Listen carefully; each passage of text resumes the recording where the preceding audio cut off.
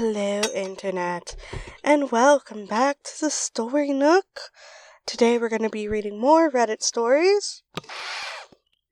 Drink my water.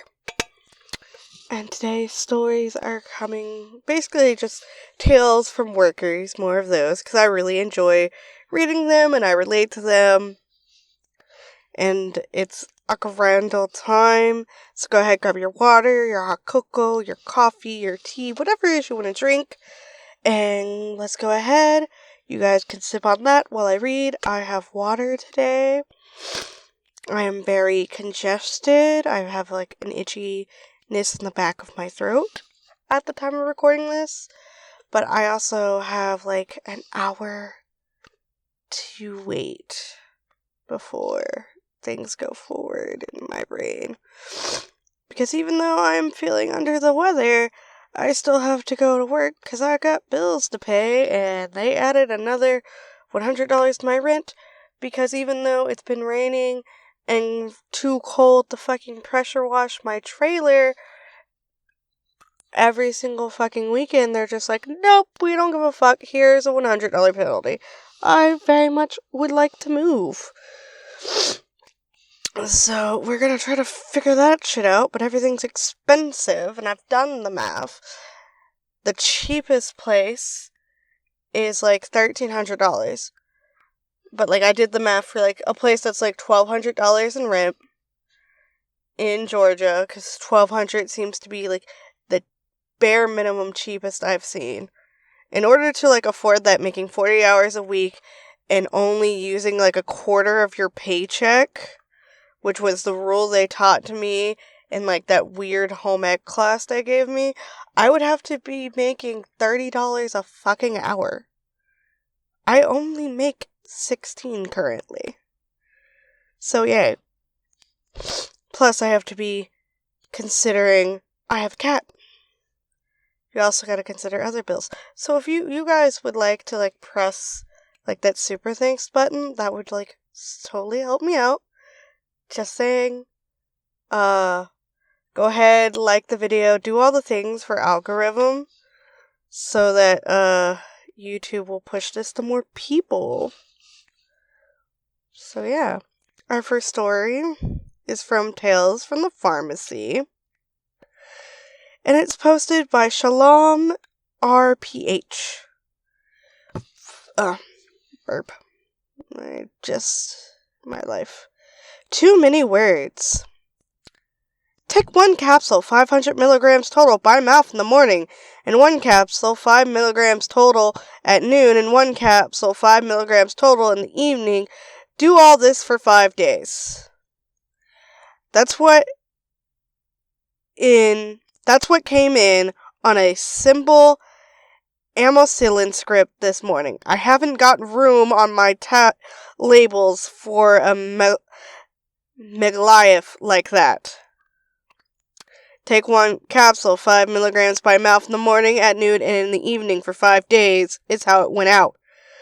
Could have even condensed it even more if I wanted to. Honestly, yeah, I feel like morning, noon, and evening has to be specified, because I would have written, like, breakfast, lunch, and dinner, like 1 capsule per meal, but not everyone eats normally. Like, even I don't eat normally. Like, I struggle, like, most of the time I don't eat breakfast. I eat lunch specifically during the workday because my husband's here. If my husband's not here at work, a lot of times I don't eat lunch. And then I'll eat dinner with him if he's hungry. He's always hungry. Like, I find myself, I'm eating more because he's hungry, but at the same time, I don't eat the normal level of meals that most people do. I don't normally eat 3 times a day. But I've also noticed that now I'm having trouble eating meals. Like, I used to be able to eat bigger meals, and now I can't do that. So I'm eating smaller meals, but I'm eating less in the day, if that makes sense. But then I'll have days where, like, I binge and I eat a shit ton of food. And then I regret it. But I've gotten better at listening to my stomach and going, I'm full, I'm gonna stop eating. My husband, on the other hand, has not yet learned this. He hasn't managed that skill yet. We're working on it. Our next story is from Tales from Retail, posted by Guts Middle. Father's facade drops once he finds out I can't sell beer. For context, I am a 16-year-old male in Canada. I don't know what the drinking age in Canada is, but I hope that you state it.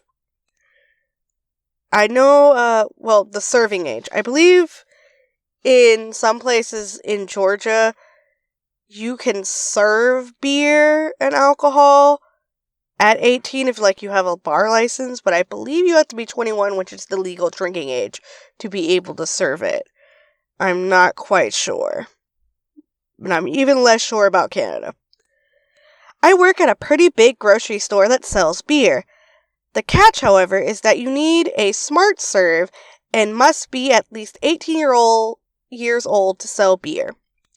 Most of the time, customers don't realize this and don't read the sign to which lane sells beer, and when I tell them this, they either put up a bit of resistance or just move to another lane. This customer was a special case. It was about 11 a.m. on a Sunday morning shift when a father and his daughter, who looked around to be around 4 or 5 years old, came into my lane. Fun fact, in Georgia, in the U.S., it used to be, you couldn't sell any alcohol on Sunday, but in Georgia, it has to be after 12 p.m. to buy alcohol in any store. I don't know if that's the same all over the U.S., but I know that's what it is in Georgia, specifically in Conyers. It has to be after 12 p.m. on a Sunday. I didn't realize that they had beer since they had a large cart full of items. The father acts kind, asking how I am, and I begin to scan his items. However, I get to the beer and kindly tell him that I cannot scan beer because I am not of age and don't have a smart serve. This leads to the father getting a little annoyed, and after much pushback, makes me call somebody who does have a smart serve to override his beer because him having that 6-pack of Blue Ribbon is just so important. So somebody comes to override the beer and tells him politely that he should watch out for the beer lane sign next time because the company could get in trouble for a minor selling alcohol. I kid you not. This guy freaks out and begins to yell, dropping the F-bomb on multiple occasions, going on about how they shouldn't hire people under 18 if it will, and all of this other ridiculous crap. All in front of his 4-year-old daughter. He then proceeds to call the manager, complaining to him, and then once I finish scanning him out, he grabs the receipt right out of my hand and tells me to go fuck myself. The manager ended up talking to me after, commending me for the way I handled the situation, and we laughed about it. So, on that note, I live in Georgia, as I've stated, in the United States. I am I guess my family is white trash, trailer trash, kind of redneck. We're kind of shitty. But I grew up hearing cuss words left and right. I could spell cuss words and foul language a lot easier than I could spell a lot of the fucking things on my spelling test. So, I learned a lot of these words. I didn't always understand what all of them meant, but I knew they were bad. But I hardly ever talked, so nobody ever realized what all I was absorbing and listening and understanding. But yeah. Not surprised about a guy losing his cool, pretending to be nice, and then saying a whole bunch of foul language in front of his kid. For where I live and for my family, it is a constant. It doesn't matter how old the kid is, they will cuss up a storm either way. That's just how it is. And our next tale comes from Tales from Your Server, and it's from Fat Dong. Can anyone help me out with why I'm not getting any taxes and why I owe money since starting a tipped job? I'm sorry if this isn't the right place to ask this. I just need some advice from people who are used to filing taxes in tipped positions. I've never worked a job primarily for tips, but I was a cart girl for a country club last summer, making about $7 an hour plus mainly tips. I only worked 2 to 3 days a week, and I worked as a barista for the rest of the days. It's saying that I owe almost $400, and I only worked there for like 2 months, even before saying that I owe money. It said my return was only going to be $108 when I got over $2,000 last year. Is it normal to not get a refund if you worked a tip position? Just doesn't seem right since I was primarily a barista and should at least be getting somewhat of a return from that. So I am unsure about this. If you're only making $7 an hour, that's kind of fishy. But at the same time, a lot of servers here in Georgia, if you're like a server at like a bar in the Waffle House here in Georgia, y'all only make, they only make like 2 something an hour. And then everything else is tips. And they still have to pay taxes on minimum wage. But the minimum wage in Georgia is $7.25. But I don't know what state or area you're in. But let's go see what people down below have said. You need to have extra taxes taken out of your check. Otherwise, this is just the beginning of you paying in yearly. Talk to your tax agent about what steps you can do to avoid this next year. I'll just stick with being a barista next year. I'll leave the tip positions to the people that know what they're doing. It's not that complicated. Don't turn down good money because of a possible tax bill. Set aside 1/4 of your tips in a savings account, and that should be enough to cover your tax bill.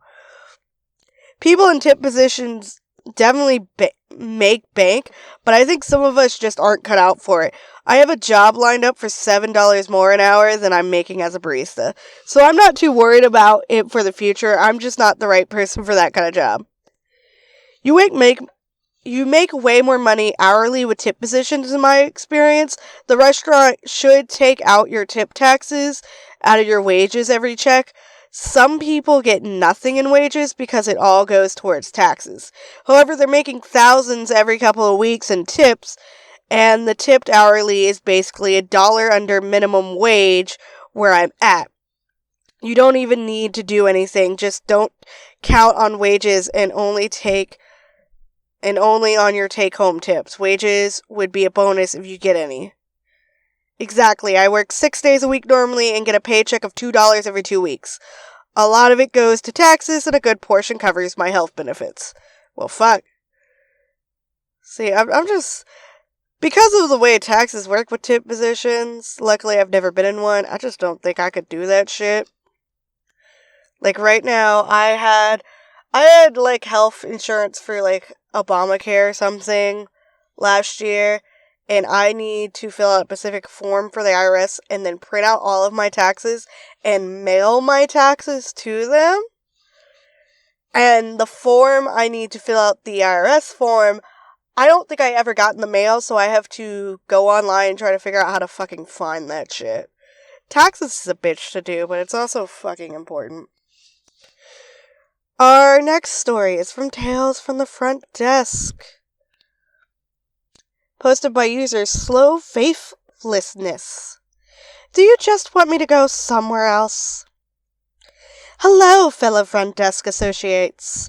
I've been working in the hotel industry for about 3 years now, and just in the front desk for one.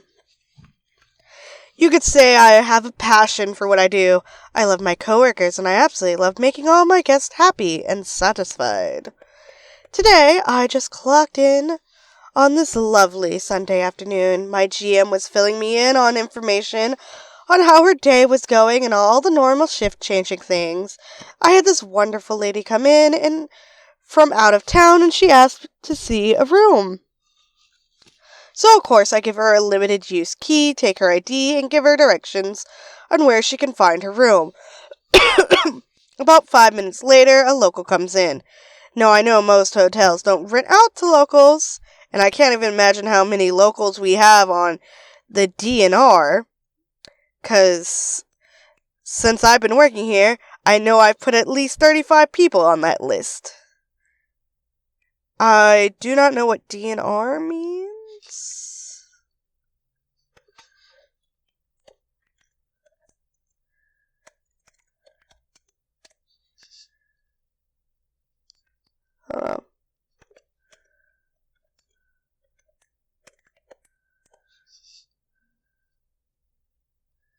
Oh, do not rent.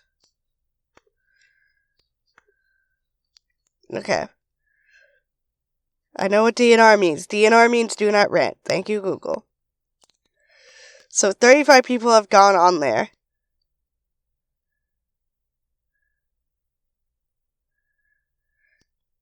And we're one of the few in town that do rent out to locals.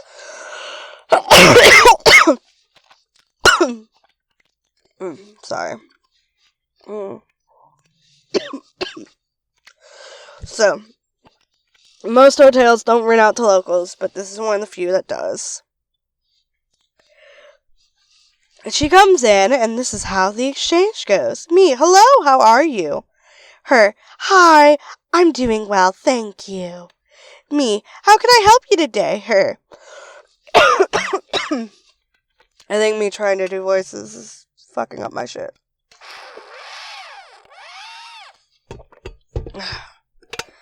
Well, I was wondering if I could get a room and if you guys rent out to locals. Me, yes ma'am, we certainly do, but we do ask for a $250 cash deposit only, just for incidentals, because we are a non-smoking, pet-free hotel.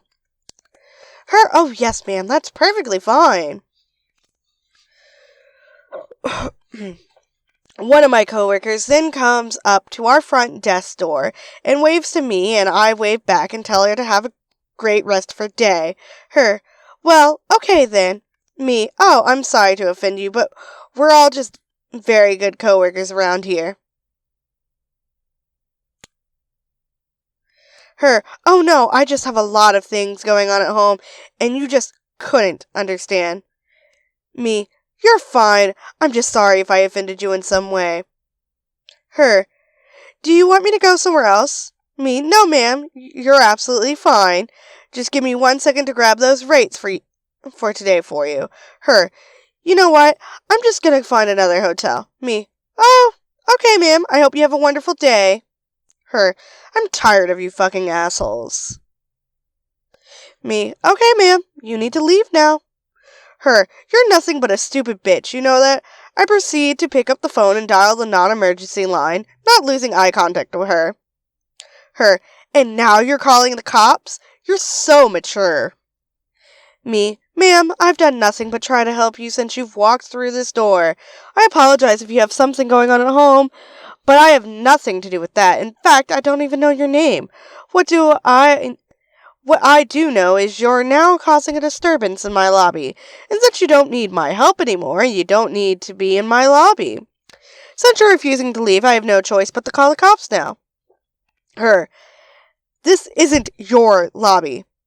Me, it is on my shift. She shortly leaves after she realized I wasn't going to entertain her anymore. And the cops did find her in our parking lot and put her on no trespass. I just thought I'd share this experience with you all, considering I know you've all had to deal with somebody like this shortly after clocking in. I hope you all have a lovely day, and please wish me luck for the next 7 hours. Legit. Woman just completely lost her shit. Became rude because, like, OP was just like, I'm gonna wave bye to, like, my coworker, tell him have a good day.